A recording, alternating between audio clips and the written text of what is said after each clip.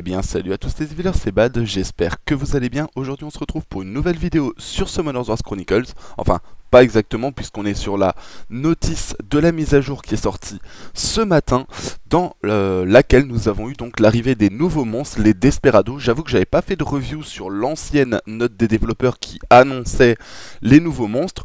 Je me rattrape aujourd'hui, je vous propose donc de rentrer dans le vif du sujet tout de suite. Donc salutations de Summoners Wars Chronicles. Vous trouverez dans cette notice les modifications qui seront implémentées via la mise à jour du 31 juillet. Les périodes de contenu et des événements ont été rédigées en fonction des fuseaux horaires de chaque région Ouest CET et Asia ICT. Arrivée du nouveau monstre 5 étoiles Desperado. Donc les monstres Desperado 5 étoiles rejoignent le monde de Chronicles. L'histoire du Desperado 5 étoiles a été ajoutée dans le journal de garde Histoire de monstres. La métamorphose du Desperado 5 étoiles Desperado originel est désormais disponible. L'écran titre a été modifié afin de célébrer la sortie du Desperado 5 étoiles. Je peux pas vous montrer parce que le jeu est actuellement en maintenance au moment où je tourne la vidéo. Mais j'ai allumé vite fait le jeu parce que à la base je voulais vous faire la review des monstres directement dans le jeu. Parce que comme ça en fait on a les valeurs multiplicatives des attaques etc. Sauf qu'en fait le jeu est tombé en maintenance au bout de 3 minutes où je l'ai allumé. Et l'écran titre de la Desperado, donc c'est la feu je crois qui est sur la... qui est sur l'image d'entrée du jeu, donc sur l'écran d'accueil du jeu. Honnêtement, je trouvais le splash art vraiment magnifique. Donc dites-moi un petit peu ce que vous en pensez en commentaire si vous allumez le jeu entre deux. Parce que voilà, honnêtement, je trouvais que pour une fois, voilà, l'écran d'accueil était très joli. Alors, les descriptions des compétences sont basées sur sa version d'éveil. Donc, on a évidemment les sorts après éveil. Donc, nous avons la Desperado Feu Pyréa. Alors, honnêtement, j'aime beaucoup leur design. Vous allez voir en jeu, elles ont techniquement deux formes, vous allez comprendre. Parce que vous avez la forme non-éveil et la forme éveil. Ce qui est rare pour des monstres de Chronicles. Donc, enfin, exclusif à Chronicles, parce que d'habitude, c'est vraiment que les monstres qui viennent de Sky Arena, pardon, ou de Lost Centuria, qui, en général, vont avoir tendance à avoir un éveil avec un changement d'apparence. Les monstres de Chronicles, si on prend le Metaclone, si on prend d'autres monstres exclusifs à Chronicles, les Scarabées par exemple, etc., les monstres ne changent pas énormément, les scarabées un petit peu, mais parce que ce sont des monstres qui viennent de Lost Centuria à la base, donc ils ont fait un espèce de machin, mais pour la Desperado, je crois que c'est une des premières fois, donc peut-être la deuxième ou la troisième, où le monstre change d'apparence. Je les trouve vraiment stylées, elles sont franchement très très classe. Je vais juste enregistrer la photo pour la mise à jour, hop là, enfin pour la miniature, pardon. Alors elle s'appelle les Desperado. Alors quand on voit leur look, on pourrait s'attendre à des assassins. Si vous avez allumé le jeu, vous aurez certainement vu qu'elles ne sont pas du tout assassins. Il n'y en a aucune de la famille. Je trouve ça un petit peu dommage parce que Chronicles, vous faites parfois des monstres qui sont vraiment magnifiques. Et des fois quand on voit certains monstres, on se dit bah ils sont prédestinés à un rôle et en fait pas du tout. Donc elles sont mages pour la plupart et je crois qu'il y a 2 archères, si je dis pas de bêtises. De mémoire, je n'ai lu que la feu sur le jeu, hein, mais la feu fonctionne sur point faible. Ce qui est vraiment bien étant donné que c'est une mage. Donc des mages points faibles, elles vont tabasser. Hein. J'annonce qu'elles risquent de faire potentiellement très mal. Donc la feu, l'attaque basique, elle attaque 2 fois la cible ennemie. Ensuite, nous avons la danse macabre. Donc là, elle attaque les ennemis dans la zone 10 fois. Chaque coup dissipe un effet bénéfique avec une chance fixe. Donc ça, c'est vraiment énorme. Hein. Vous allez taper 10 fois. Chaque coup va retirer un effet bénéfique. Enfin, à partir du moment où vous avez suffisamment de précision. Mais comme elle tape point faible, bah, on va pouvoir aller chercher de la précision. Et ça, c'est bien. Et donc du coup, à chaque attaque, elle va appliquer l'énergie du feu à elle-même. Donc l'énergie du feu, c'est un peu le truc sur Chronicles, hein, énergie du feu, eau, vent, lumière, ténèbres. Il y a beaucoup de monstres qui ont ça. On pense notamment à Airtate, Odin, les Phénix, vent et lumière, etc. Donc il y a beaucoup de monstres qui ont cette mécanique-là. Donc encore une fois, cette mécanique-là, c'est comment ça se passe. Vous allez cumuler des points d'énergie liée à votre monstre, donc feu, eau, vent, lumière, ténèbres. Et une fois que vous avez suffisamment de points, ça les consomme tous d'un coup. Soit vous avez un buff conséquent, soit vous allez faire beaucoup plus de dégâts. Voilà.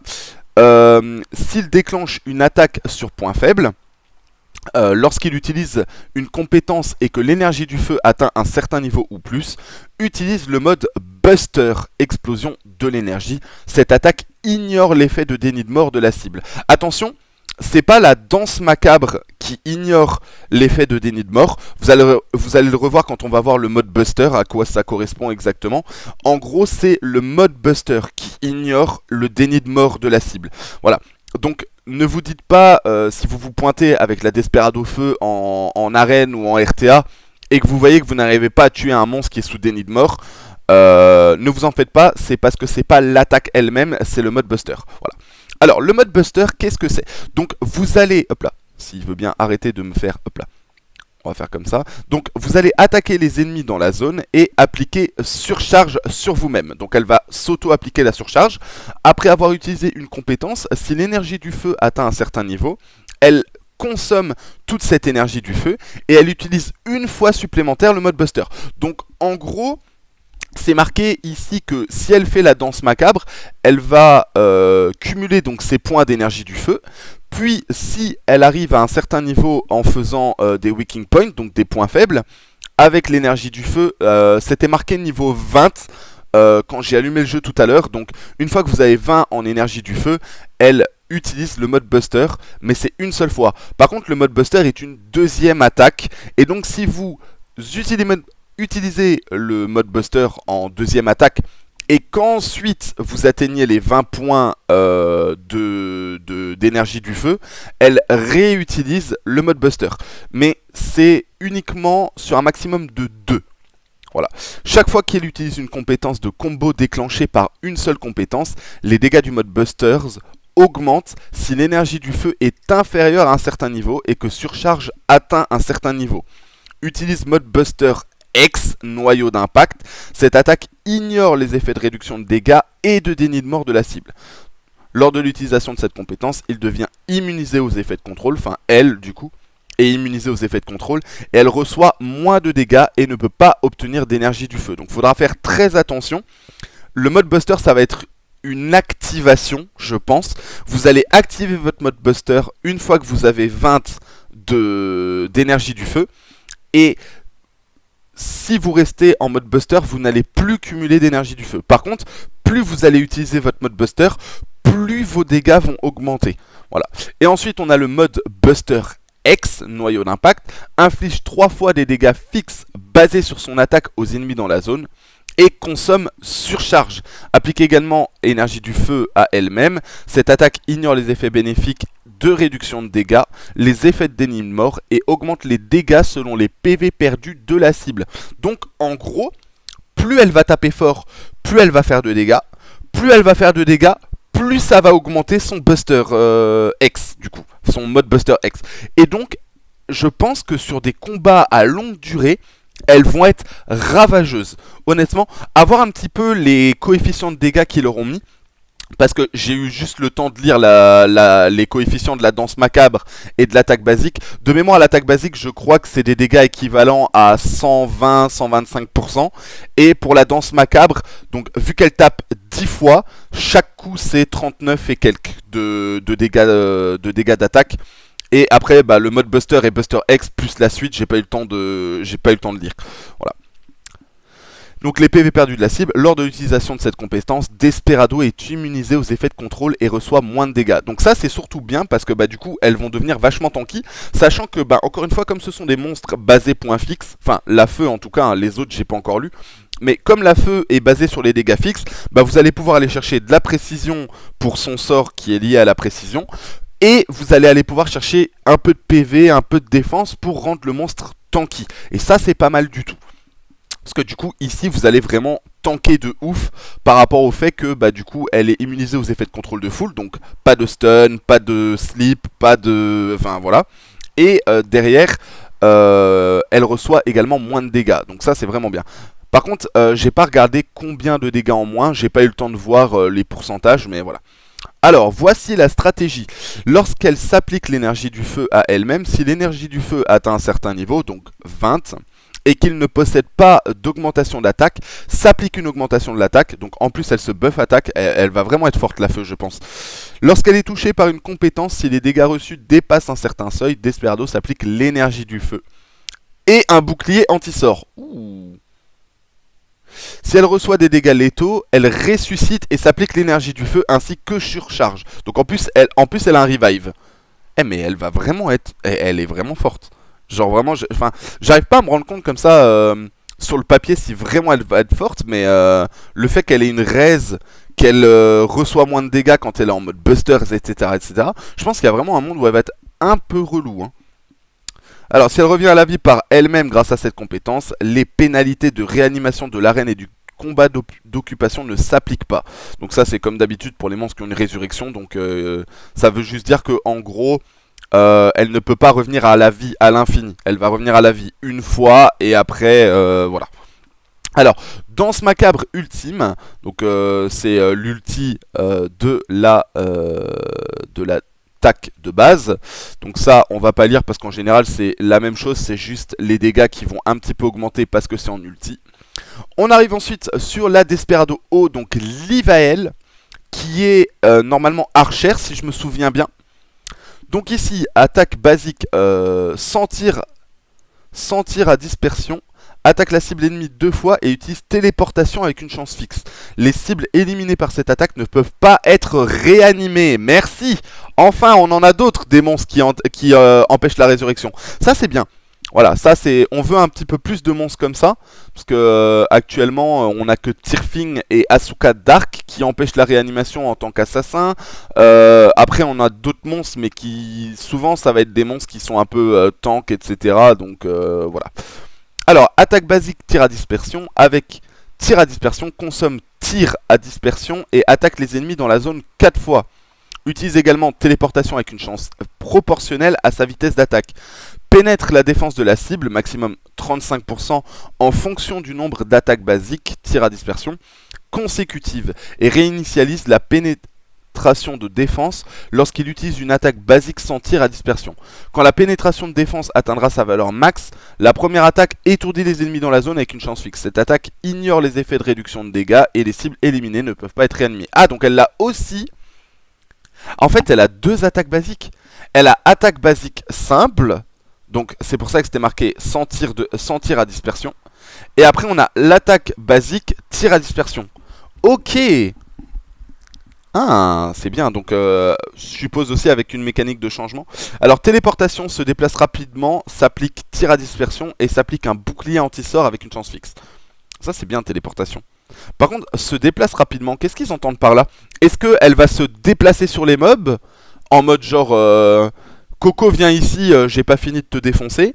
Ou est-ce que ça va être une téléportation en mode genre oh là j'ai pris un peu trop de dégâts, je m'éloigne du combat 3 secondes et puis je reviens à la charge. Faudra voir un petit peu comment ça marche cette téléportation, parce que ici c'est un petit peu un point où je pense que la question se pose, mais à voir. Alors, aucune pitié, s'applique une augmentation d'attaque et une augmentation de sa vitesse d'attaque ainsi que tir à dispersion. Bon, de toute façon, elle est archère, donc s'appliquer une augmentation d'attaque et une augmentation de vitesse d'attaque pour un archer, c'est fort. Hein.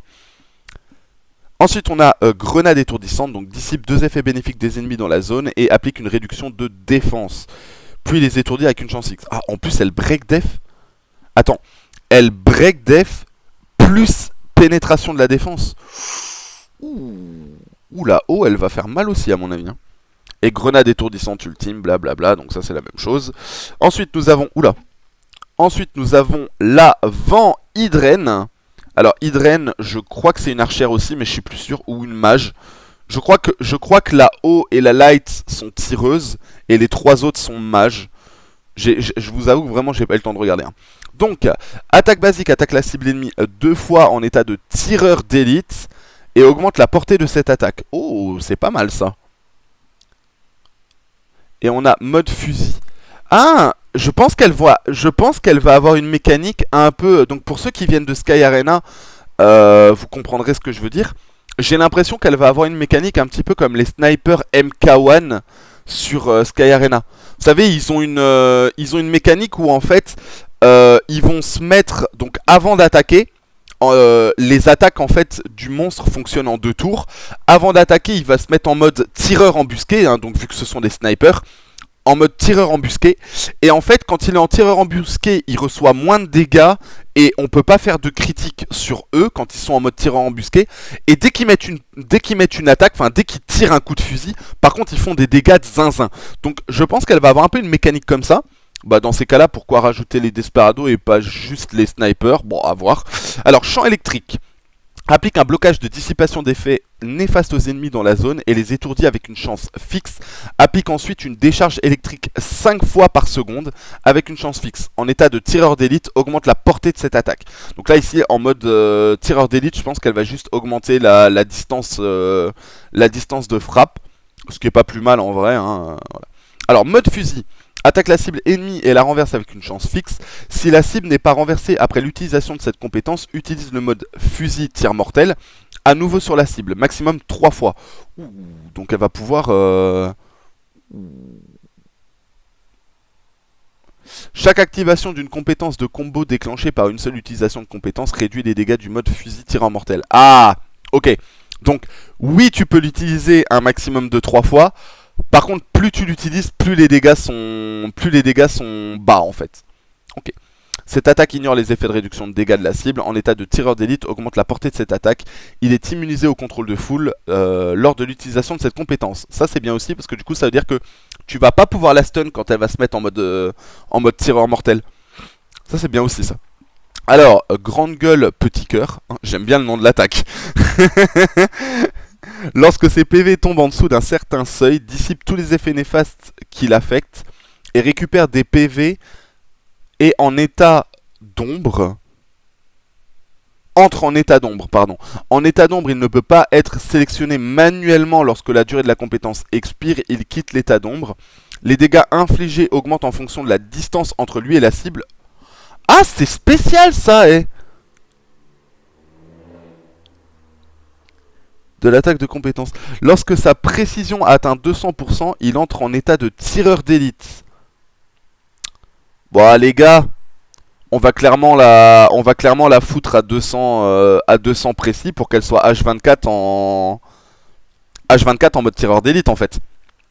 On va clairement la jouer en full focus pour avoir les 200% de précis. Et voilà.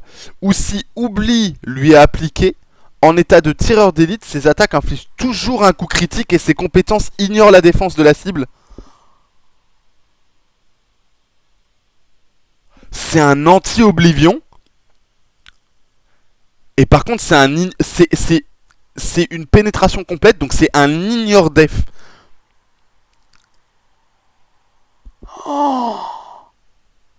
Ouh. Oh, je plains ceux qui vont pas comprendre comment fonctionne le mob et qui vont sortir un oblivion sur la haut, hein. Sur l'avant, pardon. Oh. Ouais. Peut-être tu la mets 200 précision, t'as pas besoin de lui mettre de la résistance parce que t'as envie qu'elle se prenne un oblivion. S'il y a potentiellement oblivion. Purée, c'est le monstre parfait contre les Soleta Dark en fait. Putain, tu mets elle contre Soleta Dark, t'es à 200% précision. La Soleta Dark, elle t'oublie, tu lui mets une cartouche one shot Soleta quoi. Waouh. Sachant qu'en plus, je crois que c'était marqué qu'elle avait l'ignore. Non, elle empêche pas la résurrection, elle. Donc elle n'empêche pas la résurrection. Mais quand même, elle a l'air. Ouh, et vraiment. Il draine là. Oh, ça a l'air un peu énervé, hein. Alors, champ électrique ultime, on va pas lire parce que comme d'hab, c'est la même chose que champ électrique de base. Avec juste les coeffets augmentés. Ensuite, nous avons Jormi. Jormi. Je sais pas trop comment ça va se prononcer. Mais voilà. Donc la light. Alors, attaque basique, attaque la cible ennemie 2 fois. Danse macabre, attaque les ennemis dans la zone 10 fois chaque coup d'ici, blablabla. Donc danse macabre, c'est la même chose que la haut.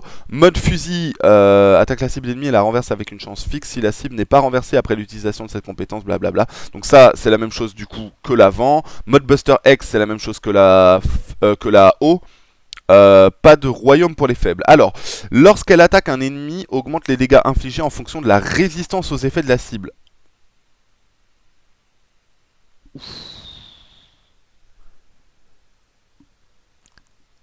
Ouh. Oh les Kina les Kina sous équipement résistance là. Ouï. Bon après elle est light hein, donc va falloir aller la choper mais... S'applique l'énergie de la lumière au début du combat en arène et en combat d'occupation. Lorsqu'une attaque de compétence déclenche une attaque de point faible, s'applique énergie de la lumière. Putain mais en plus elle est point faible. Oh, attends, elle est point faible et ses dégâts augmentent en fonction de la résistance des ennemis. C'est une anti-Kina en fait. Alors, je dis pas qu'elle va fonctionner contre Kina, hein. Je dis juste que s'il reste la Desperado Light versus une Kina, je pense pas que Kina gagne le fight, quoi. Parce qu'en plus, t'es même pas obligé de la mettre en destruction. Comme ça, tu procs pas le heal de Kina. Et tu vas mettre des dégâts, mais de malade, hein. Quoique, t'as peut-être un peu besoin de... Bah non, parce qu'en fait, les Kina, elles vont commencer... Les Kina, maintenant, elles commencent le combat. Elles sont à 250, 260 de résistance. Donc, tu vas quand même faire des dégâts.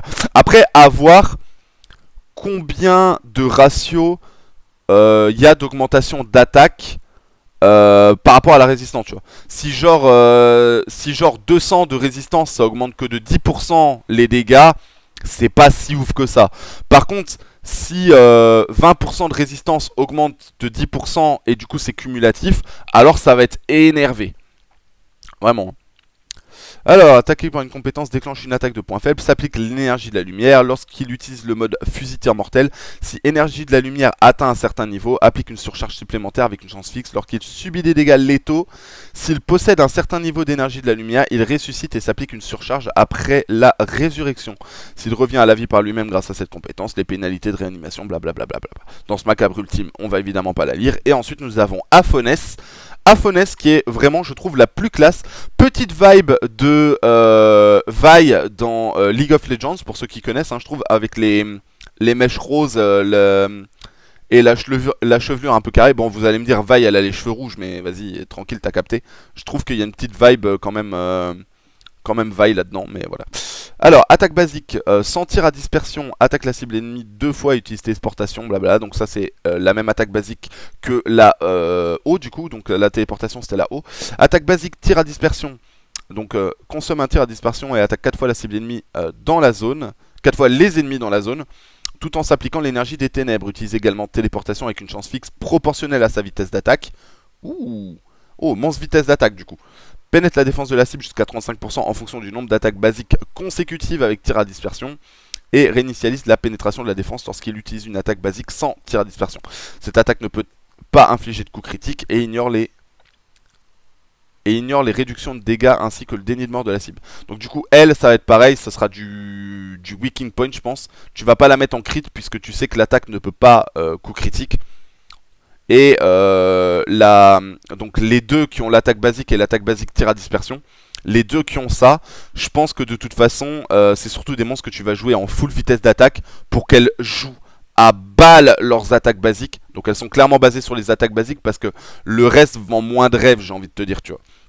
Voilà. Alors téléportation maintenant on connaît, aucune pitié, s'applique une augmentation d'attaque et une augmentation de vitesse d'attaque et tir à dispersion. Grenade étourdissante dissipe tous les effets bénéfiques des ennemis dans la zone et applique une réduction de défense. Les étourdit ensuite avec une chance fixe et s'applique également énergie des ténèbres. Ah vache, ça par contre ça va être relou, hein. Ça si elle a un bon 210, 200, 220 de précision, ça peut être un petit peu chiant. Alors valse venimeuse consomme l'énergie des ténèbres pour attirer les ennemis dans la zone. Purée, en plus elle grappe. Les étourdit avec une chance fixe et les attaque 5 fois. Cette attaque ne peut pas infliger de coups critiques, ignore les effets de réduction de dégâts et de déniement de la cible, et pénètre la défense de la cible proportionnellement à ses PV perdus. Il est immunisé aux effets de contrôle de foule lors de l'utilisation de cette attaque. Ok, valse venimeuse ultime, donc c'est la même chose que là, mais avec des augmentations. Ensuite, nous avons augmentation auto-augmentée pour la Desperado Feu au Vent. Une ouverture des invocations auto-augmentées Desperado Feu au Vent du 31 jusqu'au 11 septembre. Vous aurez une probabilité plus élevée d'obtenir une Desperado 5 étoiles Feu au Vent par rapport aux invocations mystiques. A chaque fois que vous atteindrez les 200 points de miles d'invocation auto-augmentée, vous pourrez obtenir une Desperado de l'attribut correspondant. Même si vous obtenez une Desperado avant d'atteindre les 200 points de miles, les points de miles ne seront pas réinitialisés. Bon, ça, on connaît. Jardin des Illusions, le retour de Sonnet. Donc n'hésitez pas à aller récupérer encore des chartes de Sonnet. si vous n'en avez plus, pour potentiellement faire leur constellation. Hein, c'est des constellations gratuites, donc pour l'événement, vous savez, vous avez besoin de faire des constellations au niveau max, donc avoir les 5 étoiles. Je sais plus c'est quel event, mais je sais que vous avez des vélins légendaires LD dans l'event. Je crois qu'il y en a 3. Donc voilà, n'hésitez pas à les récupérer, les chartes des joueuses de harpe, c'est des constellations gratuites. Alors, le plein d'invocations mystiques, on a le retour de l'événement, mais c'est logique, à chaque sortie de nouveaux monstres, le plein d'invocations mystiques est de retour, donc voilà. Alors, histoire de Desperado, donc on a une nouvelle histoire de monstre. Alors, malheureusement, on peut pas récupérer le monstre, mais c'est une histoire de monstre sur la Desperado Ténèbres. Donc n'hésitez pas à aller la faire, vous aurez des petites récompenses. Il y a un sticker, ça à aller récupérer, plus d'autres trucs. Début de l'opération croissance de Desperado, donc un événement de croissance comme on en a à chaque fois maintenant pour les nouveaux monstres. L'éveil de l'ombre, donc encore un event lié au Desperado. Le retour de l'event d'achat cumulé pour les cash players, donc une fois par jour vous achetez un petit pack à 1€ et du coup vous cumulez des points dans cet événement. Alors, par contre, faites attention parce qu'il reste jusqu'au 14. Donc, il n'y aura que 2 petites semaines, mais voilà. Et ensuite, la roue surprise de l'arène. Donc, le retour de la roue surprise d'arène. Donc, n'hésitez pas à aller faire vos arènes, vos RTA et vos trucs World là où vous avez 3 équipes. N'hésitez pas à y aller pour récupérer les points. On va s'arrêter ici puisqu'on a donc vu les Desperado. Petit point sur la feu quand même qui a l'air vraiment forte, et la haut également. En fait elles ont l'air toutes fortes, surtout quand je me dis qu'elles sont mages et tireuses. Finalement je râlais au début sur le fait qu'elles sont pas assassins, mais d'un autre côté je me dis elles ont beau ne pas être assassins, elles ont un petit peu des fonctionnalités presque comme des assassins, vous voyez, donc voilà. Bon, bah en tout cas les amis, c'est déjà tout pour cette vidéo. N'hésitez pas à vous abonner à la chaîne. On rush les 200 abonnés avant la fin de l'année, c'est largement possible, hein. On a passé les 100 il n'y a pas longtemps. Donc voilà, n'hésitez pas à nous rejoindre sur Discord, le lien est en description. Et à venir me suivre en stream tous les soirs à partir de 18 h. Je vous dis à très bientôt, c'était Bad, ciao tout le monde.